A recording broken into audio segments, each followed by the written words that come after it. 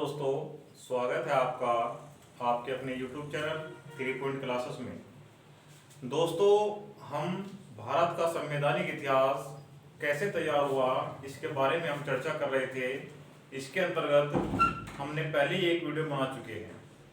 आज हम इसका दूसरा भाग लेकर आए हैं जो हम शुरू करते हैं। पहले भाग में हम ईस्ट इंडिया एक्ट 1784 तक पढ़ चुके थे। अब उसके बाद आता है 1786 का अधिनियम। 1786 का अधिनियम। इस अधिनियम के तहत कुछ मुख्य प्रावधान किए गए, कुछ मुख्य शक्तियां दी गई गवर्नर जनरल को। जैसे गवर्नर जनरल की और उसकी परिषद, अगर उसकी परिषद कोई निर्णय लेती है तो विशेष परिस्थिति में गवर्नर जनरल उन्हें निरस्त करने का अधिकार मिल चुका था। यानी कि गवर्नर जनरल को उसकी परिषद द्वारा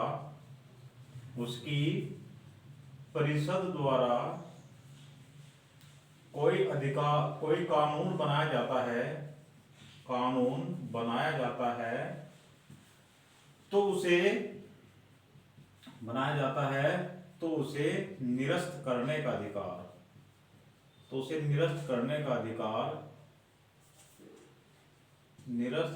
अधिकार गवर्नर जनरल को मिल चुका था। ये महत्वपूर्ण चीज थी। 1786 के अधिनियम में ये मुख्य प्रावधान किया गया था कि अगर गवर्नर जनरल की परिषद कोई कानून या कोई विधि बनाती है और वह गवर्नर जनरल उसे रद्द करना या निरस्त करना चाहता है तो उसे अधिकार मिल चुका था। दूसरा सबसे महत्वपूर्ण कार्य किया गया कि गवर्नर जनरल को सेनापति की शक्तियां प्रदान कर दी गई थी। गवर्नर जनरल को सेनापति की शक्तियां प्रदान कर दी गई थी।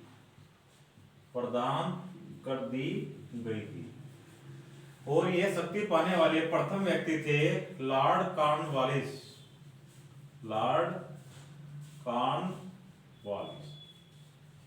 गवर्नर जनरल को सेनापति की शक्तियां प्रदान कर दी गई थी और यह शक्ति प्राप्त करने वाले प्रथम व्यक्ति थे लॉर्ड कॉर्नवालिस। लॉर्ड कॉर्नवालिस को सिविल सेवा का जनक भी कहा जाता है। लॉर्ड कॉर्नवालिस को सिविल सेवा का जनक भी कहा जाता है और भारत में पुलिस सुधार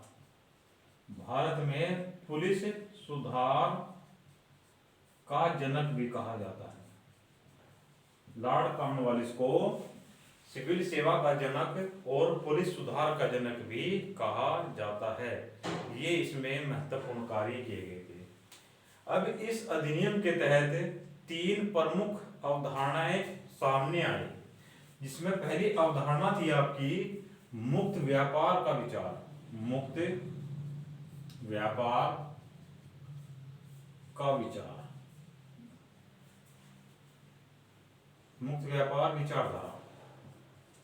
व्यापार विचारधारा। ये अवधारणा देने वाले व्यक्ति थे एडम स्मिथ। इस विचारधारा में ये कहा गया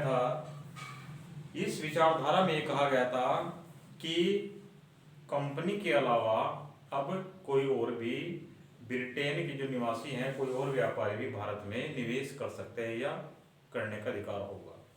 ये संकल्पना दी थी एडम स्मिथ ने मुक्त व्यापार विचारधारा की।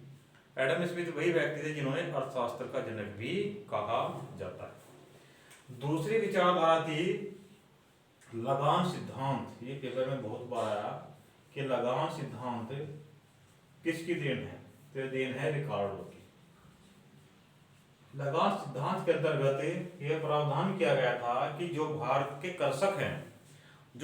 कृषक हैं वो अपनी भूमि में जो कृषि पैदा करते हैं, जो फसल पैदा करते हैं, उसमें से जो उनका पैसा लगा हुआ है, यानी कृषि में जो उनका पैसा इन्वेस्ट हुआ है, उसे अपने पास रख करके बाकी जितना भी उनके पास फसल है वो सब ब्रिटिश सरकार को देनी होगी। एक बार पुनः समझते हैं कि ये लगान सिद्धांत में ये प्रावधान किया गया था कि जो कृषक ने अपनी जमीन में फसल उगाई, फसल उगाने में जितना भी उसका खर्चा हुआ है वो खर्चा अपने पास रखेगा, बाकी जितना भी शेष उसके पास फसल है वो सब ब्रिटिश गवर्नमेंट को दे देगा। ये इसमें किया गया। तीसरा था उपयोगितावादी सिद्धांत।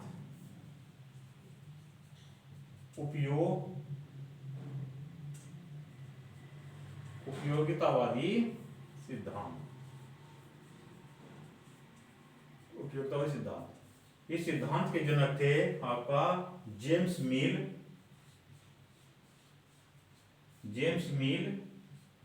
और बेथम।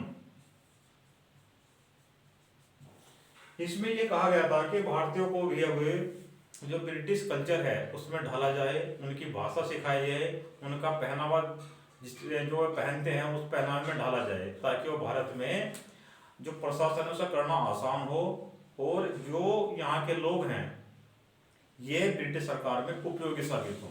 इसलिए कहा गया सर उपयोगितावादी सिद्धांत। 1786 के अधिनियम में गवर्नर जनरल को और उसकी परिषद द्वारा अगर कोई कानून बनाया जाता है, उसके परिषद द्वारा कोई कानून बनाया जाता है या पास कर दिया जाता है, तो गवर्नर जनरल को उसे निरस्त करने का अधिकार दे दिया गया था 1786 के अधिनियम में। गवर्नर जनरल को सेनापति की शक्तियां प्रदान कर दी गई थी और यह शक्ति पाने वाले प्रथम व्यक्ति थे लॉर्ड कॉर्नवालिस, जिन्हें सिविल सेवा का जनक भी कहा जाता है और भारत में पुलिस सुधार का जनक भी कहा जाता है। ये वेरी वेरी इंपॉर्टेंट पर्सन है, दोनों पेपर में कई बार पूछे गए हैं। इस अधिनियम के तहत 3 मुख्य अवधारणाएं उभर कर सामने आई, जिसमें पहली थी मुक्त व्यापार विचारधारा, ये प्रस्तुत की थी एडम स्मिथ ने, और दूसरी थी लगान सिद्धांत, ये प्रस्तुत किया था रिकार्डो ने।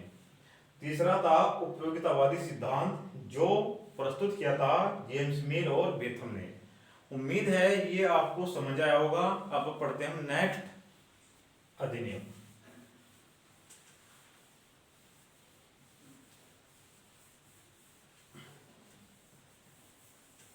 नेक्स्ट जो अधिनियम था वो था 1793 का चार्टर्ड एक्ट। 1793 का चार्टर एक्ट। देखो इस एक्ट में भी कुछ मुख्य प्रावधान किए गए थे, जैसे जो बोर्ड ऑफ कंट्रोल है, बोर्ड ऑफ कंट्रोल का जो वेतन है वो भारतीय राजकोष से दिए जाने का।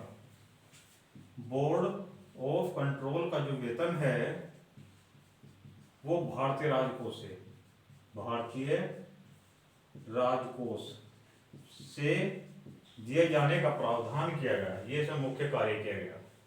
दूसरा ये कहा गया कि जो कंपनी के जो अधिकार हैं उन अधिकारों को 20 वर्षों के लिए बढ़ा दिया गया। जो कंपनी के अधिकार हैं, कंपनी के अधिकारों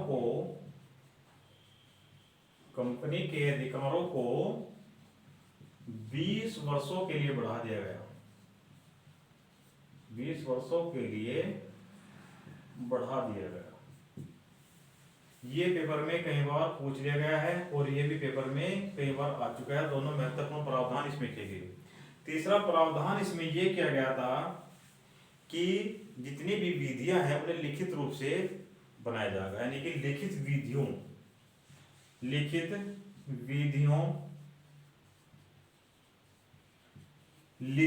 विधियों द्वारा प्रशासन की नींव रखी गई।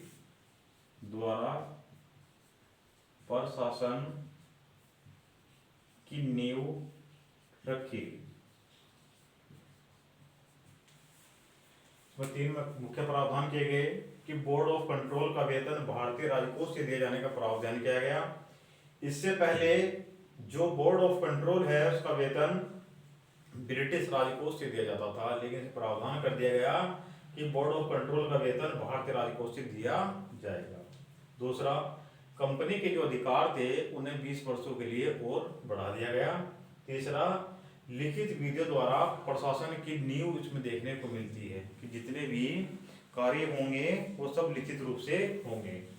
अब हम नेक्स्ट पढ़ते हैं। इसमें 3 ही प्रावधान किए गए थे जो महत्वपूर्ण थे, जो पेपर में आने से संबंधित होते हैं।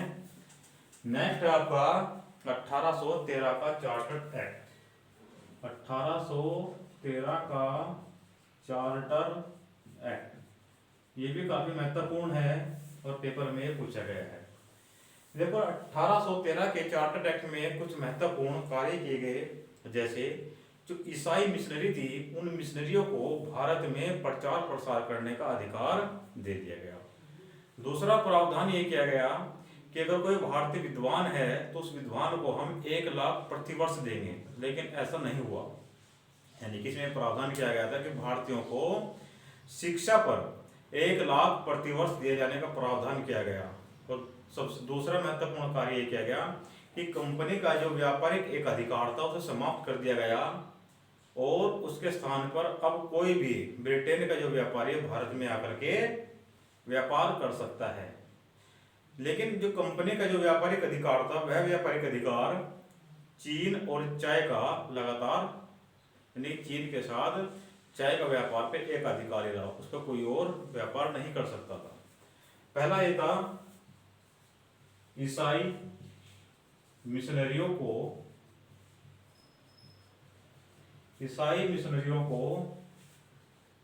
भारत में प्रचार का अधिकार, यानी कितनी भी ईसाई मिशनरी हैं वो भारत में आकर अपने धर्म का प्रचार प्रसार कर सकते हैं, यह प्रावधान इसमें कर दिया गया था। दूसरा, भारतीयों को शिक्षा पर भारतीयों के लिए शिक्षा पर 1 लाख रुपए प्रतिवर्ष खर्च करने का प्रावधान किया गया कि भारतीयों के लिए शिक्षा पर 1 लाख रुपए प्रतिवर्ष खर्च किए जाएंगे। ऐसा प्रावधान किया गया आपका 1813 के चार्टर एक्ट में। तीसरा प्रावधान ये किया गया कि कंपनी का व्यापार से एकाधिकार समाप्त कर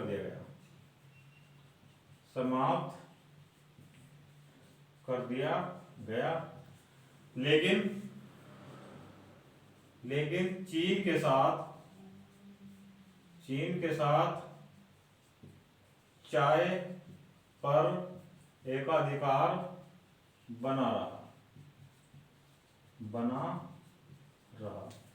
कंपनी का व्यापारिक एकाधिकार समाप्त कर दिया गया और चीन के साथ चाय पर एकाधिकार इनका कंपनी का बना रहा।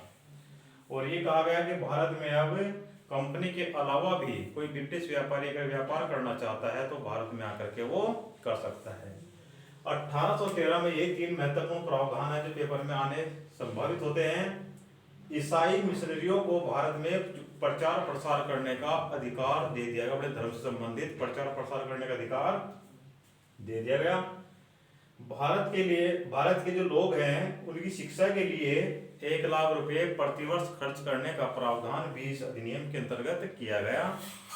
तीसरा, कंपनी का जो व्यापार पर एक अधिकार था उसे समाप्त कर दिया गया और लेकिन चीन के साथ चाय पर एक अधिकार बना रहा। यही 3 महत्वपूर्ण टॉपिक हैं जो यहाँ से आते हैं। अब पढ़ते हैं नेक्स्ट प्रावधान। उम्मीद है दोस्तों ये आपको समझ आ रहा होगा, अच्छा लग रहा होगा, क्योंकि थोड़ा जब डीपली पढ़ते हैं तो कुछ इस प्रकार से ही पढ़ा जाता है। अब आते हैं 1833 का चार्टर एक्ट।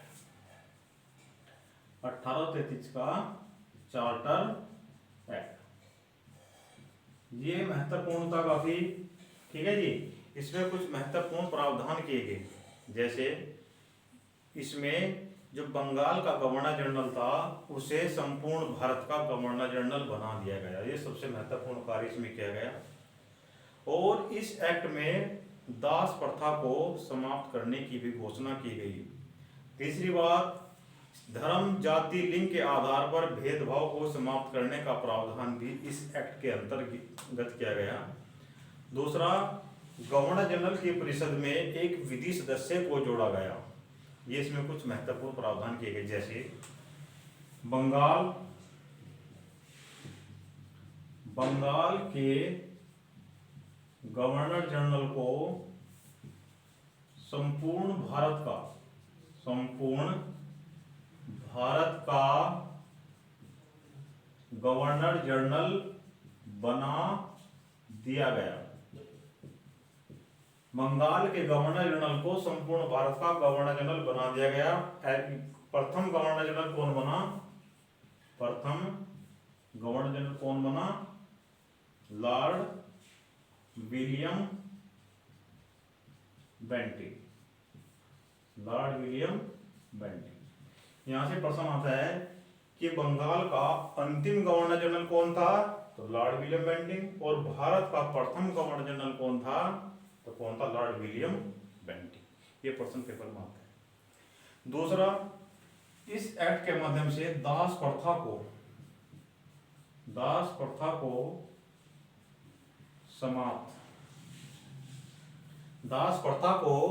समाप्त करने की घोषणा की गई।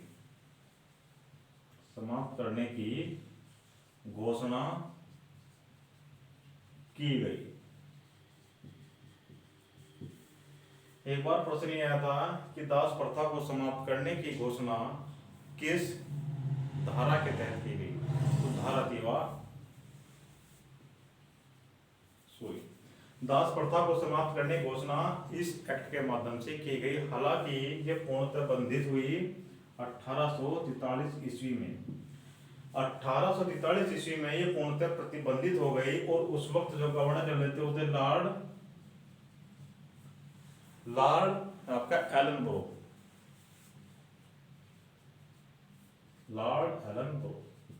देखो यहां से दो प्रश्न बनते हैं कि दास प्रथा को समाप्त करने की घोषणा कब की गई? तो की गई थी 1833 के चार्टर एक्ट में। दूसरा, दास प्रथा को पूर्णतः प्रतिबंधित या दास प्रथा को पूर्णतः समाप्त कब कर दिया गया? तो कर दिया गया था 1843 ईस्वी में। उस वक्त गवर्नर जनरल थे लॉर्ड एलन ब्रो के समय में दास प्रथा को पूर्णतः प्रतिबंधित कर दिया गया था। तीसरा, अब इस एक्ट में यह प्रावधान किया गया था कि धर्म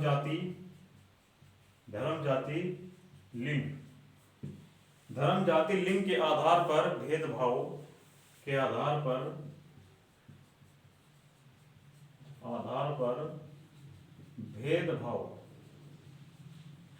को समाप्त किया गया। भेदभाव को समाप्त किया गया, जो कि धारा 87 के अंतर्गत था। ये प्रश्न पेपर में आया है कि धर्म जाति लिंग के आधार पर जो भेदभाव होता था उसे समाप्त करने का जो प्रावधान है वो किस एक्ट के तहत किया गया था? तो 1833 के चार्टर एक्ट के तहत वो किया गया था। और इस एक्ट में धारा 87 के अंतर्गत ये प्रावधान किया गया कि अब किसी भी व्यक्ति में धर्म जाति लिंग के आधार पर भेदभाव करना प्रतिबंधित होगा। दूसरा इसमें यह किया गया कि कंपनी का जो अधिकार है उसे कंपनी के अधिकार को पुनः 20 वर्षों के लिए बढ़ा दिया गया। कंपनी के अधिकार को पुनः 20 वर्षों के लिए बढ़ा दिया गया। यह भी प्रावधान इसमें किया गया था। एक बार पुनः देख लेते हैं। 1833 का चार्टर एक्ट, इसमें सबसे महत्वपूर्ण प्रावधान जो पेपर में आता है कि बंगाल के जो गवर्नर जनरल था उसे संपूर्ण भारत का गवर्नर जनरल घोषित कर दिया गया। जो बंगाल का गवर्नर जनरल था उसे पूरे भारत का गवर्नर जनरल बना दिया गया। और ये बनने वाले प्रथम व्यक्ति थे लॉर्ड विलियम बेंटिंग भारत के प्रथम गवर्नर जनरल थे। प्रश्न यहां से दो बनते हैं कि बंगाल के अंतिम गवर्नर जनरल और भारत के प्रथम गवर्नर जनरल तो कौन थे? Lord William Bentinck. अब इस एक्ट में यह प्रावधान किया गया कि दास प्रथा को समाप्त करने की घोषणा की गई कि अब कोई भी व्यक्ति दास बनकर के किसी की सेवा नहीं करेगा। हालांकि यह पूर्णतः जो प्रतिबंधित हुआ, पूर्णतः समाप्त हुआ 1843 ईस्वी में लॉर्ड एलन ब्रो के समय में यह पूर्णतः समाप्त हो गया। तीसरा महत्वपूर्ण, धर्म जाति लिंग के आधार पर भेदभाव को समाप्त कर दिया गया। और यह प्रावधान किया गया 1833 के चार्टर्ड एक्ट की धारा 87 के अंतर्गत। और इसमें प्रावधान किया गया जो कंपनी का एकाधिकार था उस एकाधिकार को 20 वर्षों के लिए और बढ़ा दिया गया। उम्मीद है दोस्तों ये भी आपको अच्छे से समझ आया होगा। अब पढ़ते हैं नेक्स्ट चार्टर एक्ट 1853 का।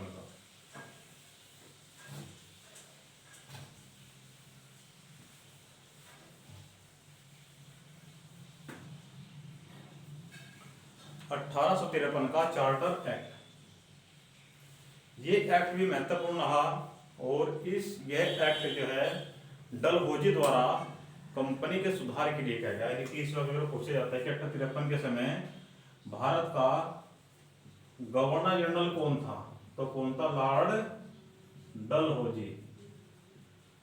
लॉर्ड डलहौजी के समय ये जो है एक्ट लाया गया और डलहौजी के द्वारा ही कंपनी का जो सुधार, कंपनी के जो शासन में सुधार है वो कैसे लाया जाए, इन्होंने मुख्य भूमिका इसमें निभाई थी। सबसे पहला कार्य क्या किया गया कि विधायी कार्यों और प्रशासनिक कार्यों की देखरेख के लिए एक 12 सदस्यीय विधान परिषद का गठन किया गया। दूसरा महत्वपूर्ण कार्य ये किया गया कि विधि सदस्य को जो 1833 में विधि सदस्य भी जोड़ा गया था, जो लॉर्ड मैकाले था, लॉर्ड मैकाले को विधि सदस्य के रूप में 1833 के अधिनियम में वो जोड़ा गया था। अब इसमें क्या कहा गया कि जो विधि सदस्य जोड़ा गया है उसे पूर्ण सदस्य बना दिया जाए।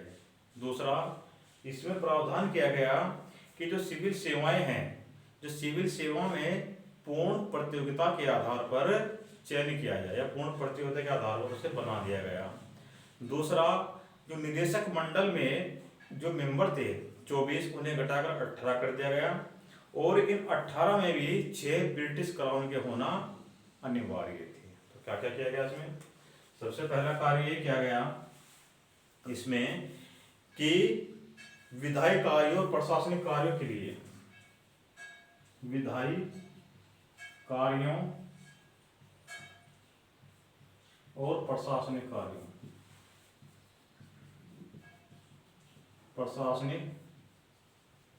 कार्यों के लिए 12 सदस्यीय विधान परिषद की स्थापना कर दी गई। विधान परिषद की स्थापना कर दी गई। विधायी कार्यों और प्रशासनिक कार्यों की देखरेख के लिए एक 12 सदस्यीय विधान परिषद की स्थापना कर दी गई। दूसरा सिविल सेवा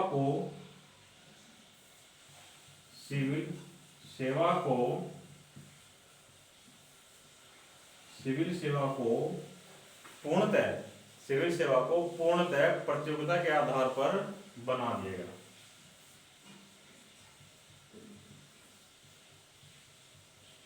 प्रतियोगिता के आधार पर बना दिया गया। सिविल सेवा को पूर्णतः प्रतियोगिता के आधार पर बना दिया गया। तीसरा कार्य इसमें किया गया कि निदेशक मंडल तो जो आपका निदेशक मंडल,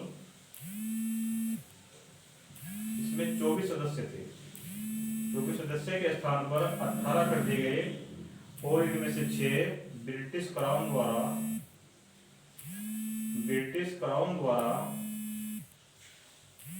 मनोनीत होते थे। ब्रिटिश क्राउन द्वारा मनोनीत होते थे।